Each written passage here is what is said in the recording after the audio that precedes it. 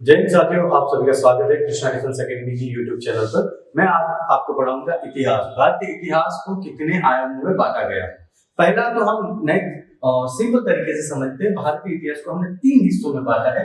इसमें से पहला है प्राचीन इतिहास। प्राचीन इतिहास, ठीक है। दूसरा है अर्वाचीन इतिहास। तीसरा है आधुनिक इतिहास।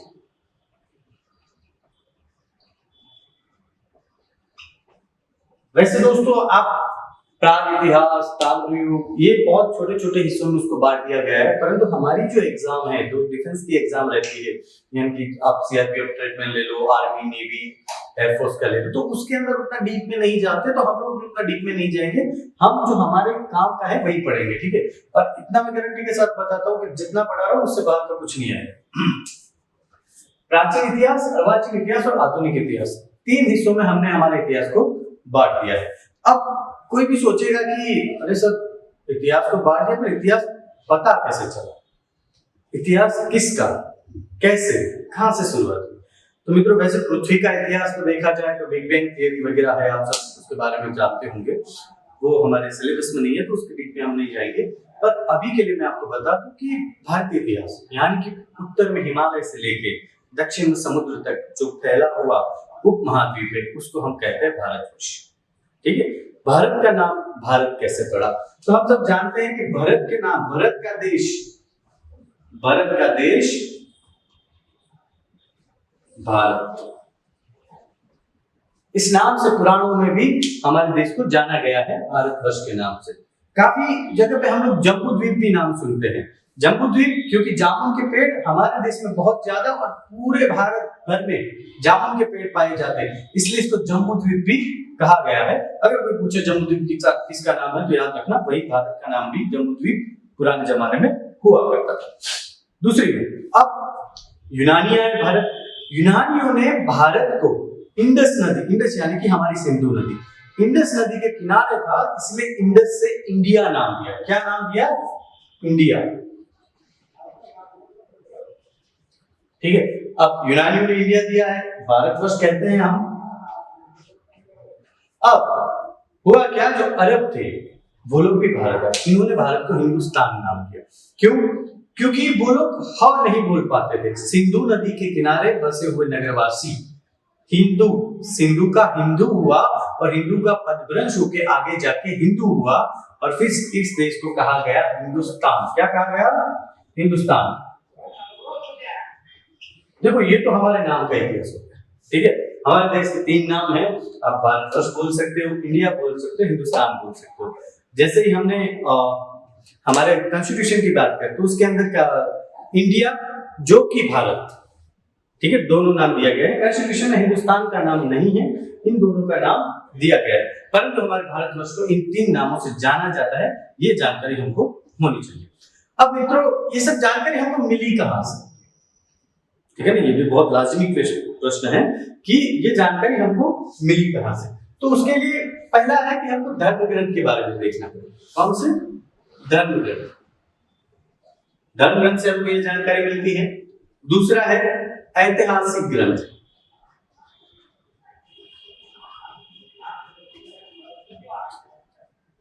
तीसरा है प्रवासियों का विवरण।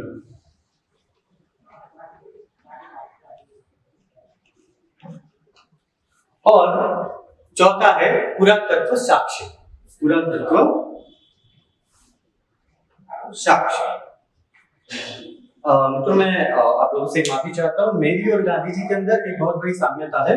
हमारे हैंडराइटिंग जो है, मतलब अक्षर जो है, वो बहुत ही खराब है, तो उसके लिए मैं माफी चाहता हूं। पर फिर भी आप जुड़ सकते हो। मैं जो बोल रहा हूँ वो आप अपने हिसाब से नोट्स बनाते जाइए और अपना प्रिपरेशन ऐसे स्टार्ट कर सकते हो। दूसरी मैं बात करूं कि इन चारों से हमको पता चलता है कि हमारा इतिहास कैसे रहा। तो पहला लेंगे हम धर्म ग्रंथ। क्या लेंगे? धर्म। अब मित्रों, मुझे बताओ, भारत की या चलो विश्व की सबसे पुराना ग्रंथ कौन सा, या किताब? विश्व का सबसे पुराना ग्रंथ कौन सा है? तो जैसे कि हम लोग जानते हैं, विश्व का सबसे पुराना ग्रंथ है, बोलिए यार, ऋग्वेद। कौन सा है? ऋग्वेद।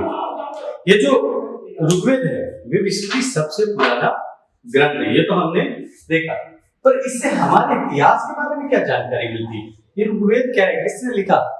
तो दोस्तों हमारे एक ऋषि मुनि हो गए जिनका नाम है महर्षि कृष्णदेवराय वेद व्यास, जिनको काफी हद तक हम याद रखते हैं वेद व्यास के नाम से। कैसे?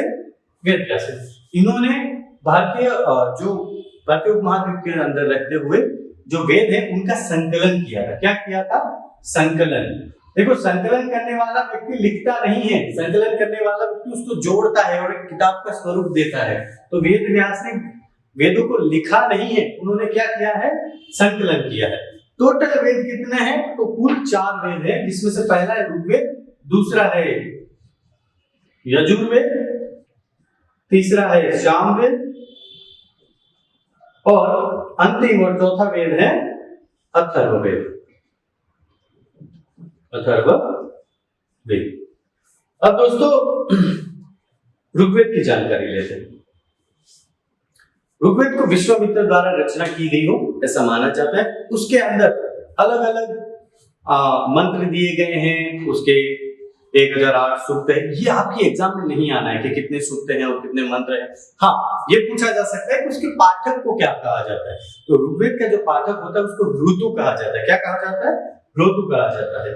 दूसरा, ऋग्वेद के अंदर आज हमारी जो सभ्यता है उसके ऊपर सबसे ज्यादा अगर किसी वेद का असर है तो हम देख सकते हैं कि ऋग्वेद का है। देखो, सिंपल सी एक बात है कि आप सब सूर्यदेव की बात करते हो, सूर्यदेव की बात करते हैं, जिनको वेदों के अंदर सावित्री कहा गया है और उनके ऊपर एक मंत्र लिखा गया है जो हम सबको आता है, ओम भूर्भुवस्सुवः तस्सवितुर्वरेण्यं भर्गो देवस्य धीमहि धियो यो नमः प्रचोदयात्, यानी कि गायत्री मंत्र। अब गायत्री मंत्र जो है वो ऋग्वेद के अंदर देवता सावित्री के नाम पर है। ठीक है, गायत्री कोई माता नहीं है, गायत्री मंत्र है जो सूर्य के ऊपर है, सूर्य की उपासना के लिए।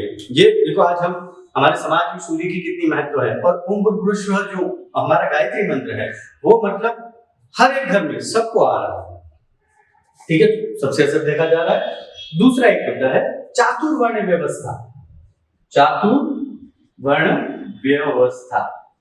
अब जब भी बात होती है 4 वर्णों की, चातुर्वर्ण मतलब 4 वर्णों की, तो हम सब कहते हैं कि हमारे हिंदू धर्म के ग्रंथों में लिखा गया, पर मित्रों कहाँ? ये ऋग्वेद के अंदर लिखा गया है चातुर्वर्ण व्यवस्था। अब चातुर्वर्ण क्या है? इसमें ऐसा माना जाता है कि जो ब्रह्मा से मुख से जन्मा वो ब्राह्मण है, जो बाहुओं से जन्मा वो क्षत्रिय है, जो जांघों से जन्मा वो शूद्र है, वैश्य है, और जो पैरों से जन्मा मतलब तहनी से जन्मा वो है शूद्र। तो मुख से जन्मा वो ब्राह्मण, बाहुओं से जन्मा वो क्षत्रिय, जांघों से जन्मा वो वैश्य, और जो तली से जन्मा, पैरों की तलियों से जो जन्मा वो है शूद्र। ये चातुर्वर्ण व्यवस्था वो पहली बार कहां पर इंट्रोड्यूस हुई है? तो ऋग्वेद के अंदर। अब चातुर्वर्ण व्यवस्था जो वैदिक काल में थी और जो आज उसकी उत्तर वैदिक काल में है, आज है वो अलग है दोस्तों। वैदिक काल के अंदर ऐसा माना जाता है कि कोई व्यक्ति जन्म के आधार पर ब्राह्मण, क्षत्रिय, वैश्य, शूद्र नहीं होता था। व्यक्ति अपने कर्म के आधार पर ब्राह्मण, क्षत्रिय, शूद्र और वैश्य होता था। ऐसा उस दौर में एक रचना थी। ये सब चीजें हमारे ऋग्वेद के अंदर है। मित्रों, एक किताब, एक ग्रंथ आपके जीवन पर कितना प्रभाव डाल सकती है वो हम यहाँ पे रूबरू देख सकते हैं, समझ सकते हैं। तो कभी किताबों को कम न आंका जाए, उनका प्रभाव आप देख सकते हो कि आज भी हम गायत्री मंत्र बोलते हैं, आज भी हम वर्ण व्यवस्था में मानते हैं। जाति व्यवस्था अलग चीज है, वर्ण व्यवस्था अलग चीज है। गांधी जी ने भी जब हमारा स्वतंत्रता संग्राम चल रहा था तब उनके यंग इंडिया का जो सामयिक आता था उसके अंदर बहुत कुछ लिखा है वर्ण व्यवस्था और जाति व्यवस्था के बारे में। तो मित्रों, यहाँ पर जाति व्यवस्था और वर्ण व्यवस्था को एक न समझिएगा। वर्ण व्यवस्था अलग चीज है जो वेदों के द्वारा हमको मिली है। दूसरा वेद हम लेते हैं जिसको कहते हैं यजुर्वेद। अब ये जो यजुर्वेद है इसके अंदर हमें ऐतिहासिक साक्ष्य क्या मिलते हैं? तो ऐतिहासिक साक्ष्य कुछ नहीं मिलते। उसके अंदर हमको सबसे बड़ी चीज एक मिलती है कि यज्ञ के समय पाले जाने वाले जो अनुशासन है उसकी बारे में यानी कि यज्ञ हो रहा है तो उसके अंदर क्या क्या अनुशासन पालना पड़ेगा, आपको क्या नियम रखने पड़ेंगे, वो सब चीजें आपको कहाँ से मिलेगी, यजुर्वेद के अंदर। और गाने वाले जो मंत्र है वो भी आपको कहाँ से मिलेंगे, यजुर्वेद के अंदर। और ये पहला ऐसा वेद है जिसके अंदर गद्य और पद्य दोनों में लिखा गया है। गद्य और पद्य में अगर प्रश्न एग्जाम में पूछा जाए कि गद्य और पद्य दोनों में हो ऐसा वेद कौन सा है, तो आपको पता होना चाहिए वो है यजुर्वेद। ठीक है। और दूसरा मैं समझा रहा था कि हाँ, बलि के समय रखे जाने वाले अनुशासन की बात। तो मित्रों हम देखते हैं कि हमारे यहाँ पशु बलि कराई जाती है। कई जाति व्यवस्था में आप देखते होंगे कि वहां बकरे की बलि चढ़ाई जाती है, ऊंट की बलि चढ़ाई जाती है। पर मित्रों पहले ये पूरे के पूरे भारतवर्ष में फैला हुआ था। तो अब आप देखे होंगे कि सभ्य समाज के अंदर बलि नहीं चढ़ाई जाती, ठीक है, उसकी जगह कद्दू लाया जाता है, जिसको हिंदी में कद्दू कहते हैं, उसको लाया जाता है। और कोई क्षत्रिय जो होता है वही उसको काटता है। आपने देखा होगा आपके यहाँ जो यज्ञ या हवन होते होंगे उसके अंदर कद्दू को काटा जाता होगा, उसको पशु बलि के समान माना जाता है।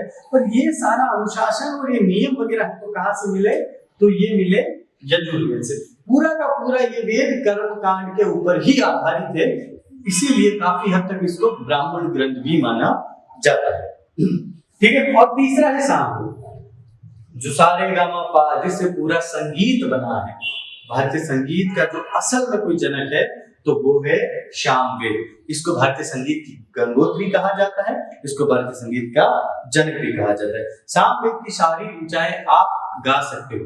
मित्रों आप कहीं भी पढ़ाई कर रहे हो, ठीक है, फिलोसॉफी आपका विषय है, संगीत आपका विषय है, तो इनके बारे में आपको पढ़ना आया होगा। अगला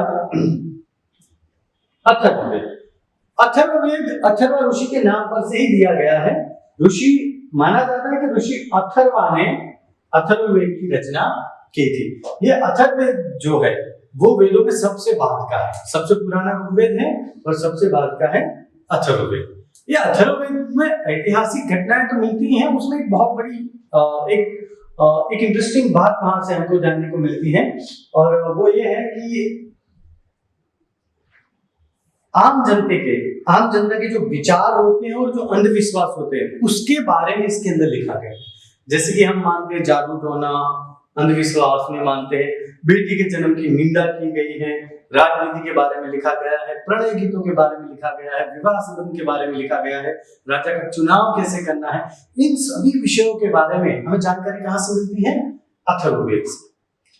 तो ये मुख्यतः हमारे 4 वेद हो गए। काफी बार परीक्षा में ऐसे पूछा गया है कि इनमें से कौन सा वेद नहीं है, सॉरी। और दूसरा ये भी पूछा जाता है कि क्रमबद्ध सूची में आप लिखिए, तो आपको पता होना चाहिए पहला ऋग्वेद है, दूसरा यजुर्वेद, तीसरा सामवेद और चौथा अथर्ववेद। हमको ऋग्वेद और अथर्ववेद से ऐतिहासिक सूचनाएं प्राप्त होती है। जैसे कि अथर्ववेद में राजा परीक्षित को कुरुओं का राजा कहा गया है, उस हिसाब से हमको मिलता रहता है। उसके बाद वेदों को भली भांति समझने के लिए, वेदों की जो भाषा है बहुत जटिल है, तो उस भाषा को बहुत ही सिंप्लीफाई करने के लिए हमने वेदांत की रचना की। और वो वेदांत कितने हैं, तो 6 है। परीक्षा में अक्सर पूछा जाता है कि वेदांत की संख्या कितनी है, तो आपको याद रखना है 6 है। और वेदांत की रचना क्यों हुई थी, वेदों को भली भांति समझने के लिए। अब पुराने जमाने वैदिक काल में क्या था कि शूद्रों को, महिलाओं को वेद पढ़ने की अनुमति नहीं थी, तो उनको भी तो धर्म का ज्ञान देना पड़ेगा। तो धर्म का ज्ञान उनको कैसे दिया जाए, इसलिए पुराणों की रचना की गई। टोटल हमारे भारतवर्ष के अंदर कुल 18 पुराण है। कितने हैं, 18 पुराण है। माना जाता है कि लोमहर्ष और उनके पुत्र उग्रश्रवा है। क्या नाम है दोनों के, यहां पर मैं लिखता हूं, लोमहर्ष और उनके पुत्र उग्रश्रवा, इन दोनों ने पुराणों की रचना की है। पुराणों के अंदर हमको सुव्यवस्थित तरीके से भारतीय इतिहास की जानकारी प्राप्त होती है। जैसे कि मत्स्य पुराण के अंदर आप देखोगे तो हमें मौर्यकालीन सभ्यता के बारे में पता चलेगा। तो और सबसे पुराना वेद है, सबसे पुराना पुराण है मत्स्य पुराण, और उसको सबसे विश्वसनीय पुराण भी माना जाता है। तो यहाँ पर हम बात होगी वेदों की संख्या कितनी है भाई, तो 4 है। वेदांत की संख्या कितनी है, तो 6 है। पुराणों की संख्या कितनी है, तो 18 है। और एक और उपनिषद, उपनिषद की संख्या कितनी है तो 108। अब जो शूद्र और महिलाओं को वेद पढ़ने की अनुमति नहीं थी वो पुराण पढ़ रहे थे। पूरे पुराण कहाँ पढ़ेंगे, तो गांव में जो मंदिर वगैरह होते थे तो मंदिर के अंदर पुजारी पुराणों का पाठ करते थे और लोग उसको सुनते थे। आपने देखा होगा कि मंदिर के अंदर एक मंडप बनाया होता था। हमारी जो पुरानी संस्कृति है उसके अंदर मंदिर के अंदर मंडप बनाया होता था। उस मंडप के अंदर लोगों का काम ये था कि वो बैठ के वहां पे पुराण सुनते थे, क्योंकि जनता को भी तो धर्म के बारे में ज्ञान होना चाहिए, इसीलिए तो पुराणों की रचना की गई। उसके बाद और भी सिंप्लीफाई करने के लिए, धर्म को और भी सिंप्लीफाई करने के लिए उपनिषद की रचना की गई। अगर भारतीय जो सनातन धर्म है, हिंदू धर्म है, उसकी बहुमूल्य कोई चीज है तो वो हमारी उपनिषद है। उपनिषद के अंदर आप देखते हो सावित्री की कहानी जो अपने पति को स्वर्ग से वापस लाती, ये सारी जो कहानियां हैं वो हमें कहाँ से मिली तो उपनिषद से मिली। ये हमको जीने का तरीका सिखाती है। धर्म क्या है, धर्म यही है जो आपको जीने का तरीका सिखाए। उपनिषद के अंदर ऐसी ही कहानियां मौजूद है। आपको याद रखना है कि वेदों की संख्या 4 है, वेदांत की 6 है, पुराणों की 18 है और उपनिषद की 108 है। यहाँ पर मैंने आपको ऊपर से अच्छे से समझा दिया है कि वेद पुराण क्या कहना चाहते हैं। अगर आपको कोई प्रश्न है आप नीचे कमेंट बॉक्स में अपना प्रश्न रख सकते हो, और यदि कहीं हमारी गलती हुई हो तो ये पहला वीडियो है, आप अच्छे से समझ सकते हो। आगे भी ऐसे ही वीडियो आते रहेंगे, इतिहास के और भी वीडियो आप आएंगे, कॉन्स्टिट्यूशंस के आएंगे, मैथ्स के आएंगे, इंग्लिश के आएंगे, हर एक विषय के अपने अपने वीडियोस हम अपने चैनल पर धीरे धीरे अपलोड करते रहेंगे। तो कृपया करके अपने दोस्तों के साथ ज्यादा से ज्यादा शेयर करिए जो आर्मी अग्निवीर की तैयारी कर रहे हैं। 1 महीना बचा है मित्रों, 1 महीने के अंदर हमसे जितना हो सके उतना हम आपको देने का प्रयत्न कर रहे हैं, और जो हमारे साथ यहाँ रूबरू आकर तैयारी करना चाहते हैं वो भी आ सकते हैं। जय हिंद साथियों, वंदे मातरम, जय भारत।